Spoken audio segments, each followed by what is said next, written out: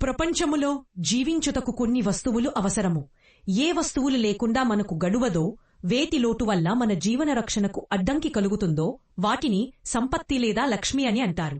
అన్నము, వస్త్రము, ఇల్లు, మందులు, పుస్తకాలు మొదలైన వాటి అవసరం ఎలాంటిదంటే అవి లేకుండా జీవితం గడుపుట కష్టమవుతుంది.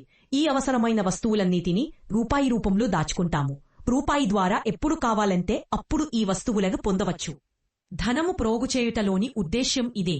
కష్టపడి పనిచేయుట, మానసిక యోగ్యత, సాధన, పెట్టుబడి, సహకారమి మున్నగువానిపై ఆధారపడి ధనము సంపాదించబడుతుంది.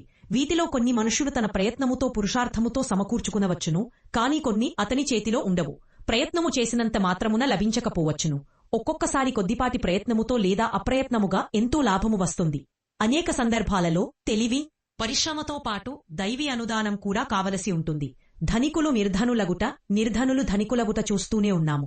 వీని వెనుక ఏదో రహస్య తథ్యము దాగి ఉంటుంది. గాయత్రి యొక్క శ్రీం శక్తి లక్ష్మి. లక్ష్మి ద్వారా ఐశ్వర్యము, వైభవము, సంపత్తి, ధనము ప్రాప్తిస్తాయి. ఈ ధనము ఈశ్వరుని పెట్టుబడి.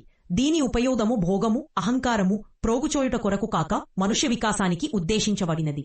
ఒకవేళ మనుష్యుడు దీనిని స్వార్థమునకు వినియోగిస్తే ఆ సంపత్తి అతని నుండి లాగివేయబడుతుంది.